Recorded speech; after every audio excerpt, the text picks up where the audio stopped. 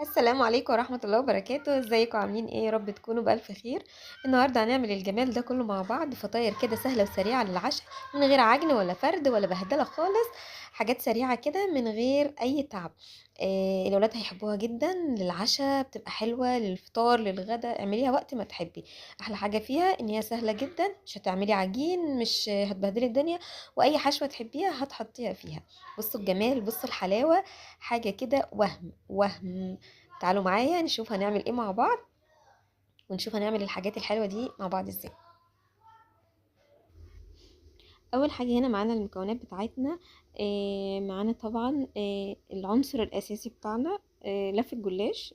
دوري كده في التلاجة عندك هتلاقي لف الجلاش من رمضان، من اي وقت انتي ناسيها. طلعيها بقى واعملي بيها الفطاير الحلوة دي من غير ما تتعبي في العجن ولا اي حاجة. طلعها كده تفك. لو ما عندكيش طبعا هتشتري طازة فريش كده وتشتغلي على طول. معانا ايه بقى؟ الميكس اللي احنا هنعمله ده على حسب رغبتك انتي. يعني انا حبيت احشيها الميكس ده اللي هو الجبن والزيتون وبيف وفلفل.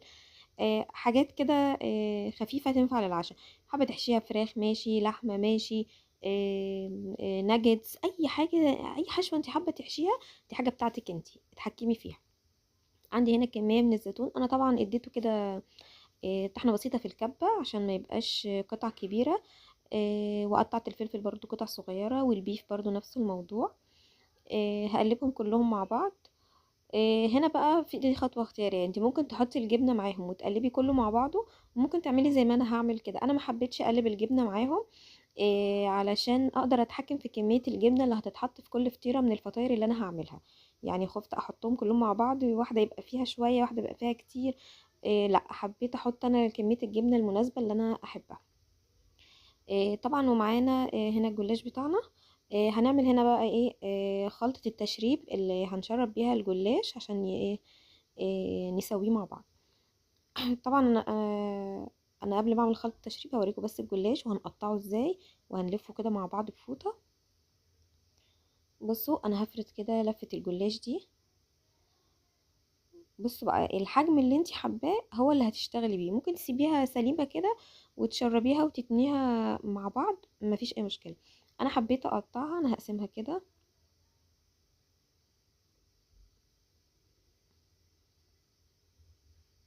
كده خلاص انا قسمت الجلاش بالنص، واغطيه معايا بفوطه بحيث ان انا اخد كل ورقه تبقى بنفس الحجم اللي انا محتاجاه. هنا عندي نص كوبايه من الزبده، احط عليها حوالي ربع كوبايه او نص كوبايه من اللبن. اللبن كان دافي معايا. لو مش حابه تحطي لبن تقدري تحطي كوبايه زبادي على الزبده بتاعتي، ورشه ملح، رشه فلفل، وشويه بيكنج باودر صغيرين. بصوا بقى انا عشان اللبن بتاعي دافي حصل الفوران ده. لان انتوا عارفين طبعا ان البيكنج باودر بيشتغل مع درجة الحرارة كده. احطه بقى على جنب ونبتدي بقى ايه؟ نعمل الفطاير بتاعتنا. خدتش معايا اي وقت خالص، وكانت سهلة جدا، والولاد حبوها وعجبتهم، كان طعمها حلو جدا.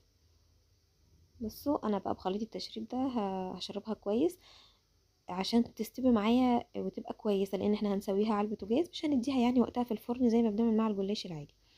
بصوا بقى في طريقتين للحشو. احنا ممكن ناخد كل ورقة كده ونحشيها بالحشوة كده زي ما احنا شايفين، ونقفلها زي بطانة كده، وبعد كده ايه نلفها جوه كذا لفة من الجلاش بتاعنا، زي ما انا هعمل وهوريكم دلوقتي، وهوريكم برضو طريقة اللفة التانية. هجيب برضو ورقة تانية واشربها من خليط التشريب ده، واحط اللي احنا عملناها دي جواها، عشان تبقى برضو ايه يعني مليانة كده وليها وضعها، واقدر اتحكم فيها وانا بسويها. بصوا دي طريقة معايا، انا كده معايا خلصت الفطير.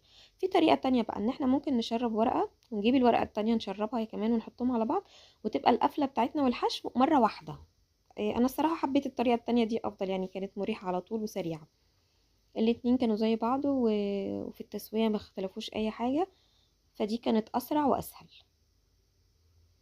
طبعا لو وصلتي معايا لحد هنا في الفيديو متنسانيش من اللايك والشير واشتراك في القناة لو انتوا لسه مش مشتركين. انا هنا حسيت ان هي يعني رقيقة كده شوية، مش مليانة كده، فاديتها ورقة كمان يعني.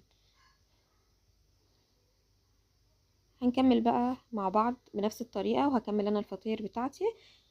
وبعد كده ارجع لكم تاني. كده معانا بعد ما خلصنا كل الكميه اللي معانا، نديها بقى كده كمان تشريبه من على الوش كده عشان تبقى طريه وحلوه وتستوي معانا بسهوله. نشربها بباقي خليط التشريب اللي معانا، ونكون معانا بقى طاسه كده سخنه على النار، نديها معلقه زبده، ندهنها كويس، ولما تسخن معايا انزل بالفطاير بتاعتي من على الناحيه اللي فيها القفله بتاعه الفطيره عشان تتشمع معايا وتقفل معايا كويس. وما بقلبهاش غير لما توصل معايا للمنظر ده، بتبقى حمرا معايا كده ولونها ذهبي وحلو. اديها تقليبه واكمل بنفس بقى الطريقه اللي انتوا شفتوها دي. انا ما حبيتش اطول عليكم الفيديو ونرغي كتير، حبيت اوريكم الفكره والطريقه. فكره سهله جدا وطريقتها حلوه جدا زي ما قلت لك. الحشو ده اختيارك انتي والطريقه اختيارك انتي، حابه تضيفي اي حاجه ضيفي، يعني اللي انتي تحبيه وذوقك اعمليه. المهم الفكره معاكي والطريقه معاكي، واللايك برضو معاكي. حطي لي لايك ما تنسيش. الفيديو لو الفيديو عجبكم ما تنسوناش طبعا من اللايك والشير والاشتراك في القناه وتفعيل الجرس عشان يوصل لكم كل جديد بعد كده.